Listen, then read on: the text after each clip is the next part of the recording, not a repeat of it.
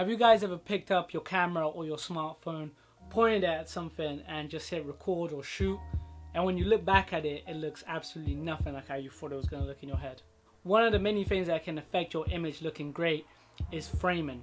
So if you just take a moment and think about what you're shooting and where you want to position that object within your frame, you can come out with some incredible looking images and videos, of course, as well. So if you want to learn more, stick around, but for now,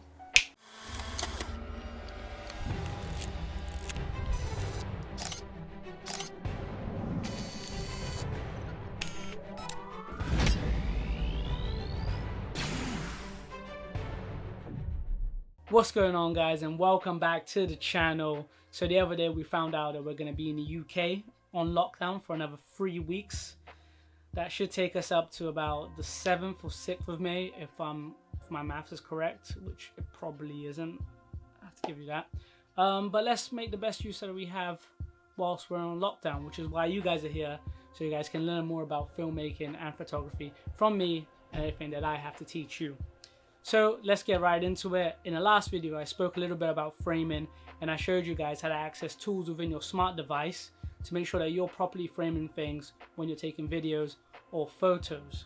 And there are a few simple rules that you need to follow or not follow when it comes to framing. So one of the rules that I like the most when I go out and film and shoot or take photos is the rule of thirds. And I spoke a little bit about the rule of thirds in the last video, and I showed you guys how to get the grid up on your smartphone. And this also applies to most cameras as well, so you can definitely do that. And what the rules of third is if you split your camera or the screen or the monitor in your camera into quadrants, you get one line on the right hand side, another line on the left hand side, and then 2 lines down the middle. You're going to get 9 little boxes in which you can utilize, and each little box becomes like a frame within itself. And what the rules of thirds is you want to place something within those lines or where the points meet to get the best aesthetically pleasing image. For example, if you're going out and you're taking a photo or a video of a landscape, when someone's watching it, their eyes are going to wander anywhere and everywhere because there's so much to take in. But unless if you put a subject within that frame, it instantly becomes a point of interest. And again, usually for it to become the most aesthetically pleasing thing to see, we will put one of those subjects where the points interact with each other. So if we have a line here or 2 lines here, we'll put an object maybe on the left hand side or the right hand side. That was my left and my right, whichever one. So if we put an object either on the right hand side or the left hand side, it instantly becomes a point of interest for our eyes, and we can use that as a starting point to guide our eyes through the image and through the frame to where we want to look at. With landscapes, you can, or normally what people would do is when they take a photo is they'll have the horizon right in the middle of that frame. But what you can do is you can kind of just take the horizon down and you take in a little bit more of the sky, and if you're filming like a sunset or a sunrise, you get a nice shot of the lights just coming down and hitting the surfaces, and you might even get a nice little lens flare the lower it is to the ground and the lower that horizon is. This rule also applies to a lot of interviews. So if you guys ever watched on TV or YouTube or anything, when you're watching an interview and the subject is usually placed either on the left hand side or the right hand side, giving them a lot of room on either side so he can look at the person who's asking him questions. This is used just to make the viewer feel a lot more comfortable in what they're watching, and it gives them space to look around, but it also gives them that point of interest, which is that person and what they're saying. The next rule of framing is symmetry. As people, we love seeing things that are in symmetry, which is why we're attracted to it. It looks more beautiful and it draws us in. If I'm filming something or I'm framing something dead in the center, then it means that I really want you to pay attention to it. Whether it's an object or a person, or it could be anything, I want you to pay attention to that thing, which is also why you may see announcements from people of power such as the Prime Minister or the President. They'll be dead in the center because they really want you to take it in. And when you see things in the center, it feels like you are personally being addressed by that person or by that thing, which is why I'm set up like this. And when you see most YouTubers, they're set up right in the middle, because they want you to be addressed. And I want you guys to take this all in. So listen up to what I'm saying. Next on the list is leading room. And leading room tends to be a byproduct of the rules of thirds. So normally when you place a subject either on the right or the left hand side, you want to give them enough space on the side that they're looking towards so it can guide the viewers into that certain place or thing.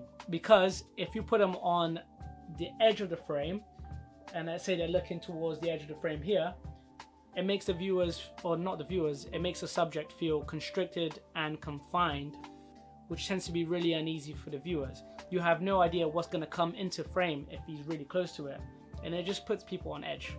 The next thing I want to talk to you guys about is headroom. You want to give your subject or the thing that you're filming enough headroom because it gives a sense of relief to the audience. If you didn't give your subject headroom, so say for example if I film my video like this, you guys will probably be thinking the whole time, why is half of his head cut off? And it might even actually make you miss the point that I'm trying to get across, because they'll just be thinking, what is going on? They might even just switch off the video on that alone because they might not like it. Normally the only time where this is an exception is when you're doing a close-up, for example, of maybe the eyes, and it's impossible to fit everything within the frame.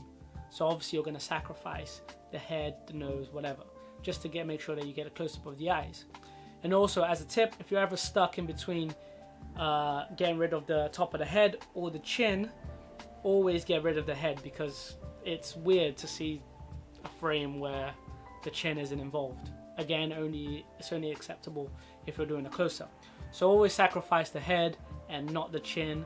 But if you do have an option, then give enough headroom so that the audience can feel relieved when they're watching your videos.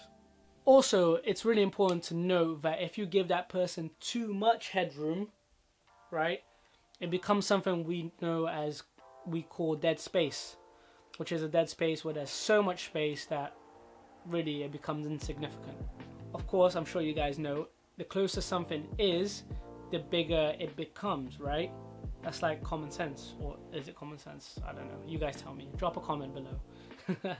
If you put something closest to the lens, it's going to take up more room, and you're going to be concentrating on that thing more than anything else, such as example this. And here we're still using the rule of thirds. I'm going to have the beard grooming oil on one side and my face on the other, and you're paying more attention to the sort of beard grooming oil because it's taking up more space within the frame, right? And yeah, this video is not sponsored by My Brew beard oil, but if you guys are seeing this and you want to sponsor, man, let me know, innit, because I'm down to do reviews. So yeah, if you put something closest to the frame, it takes up more space and it becomes more important to the audience.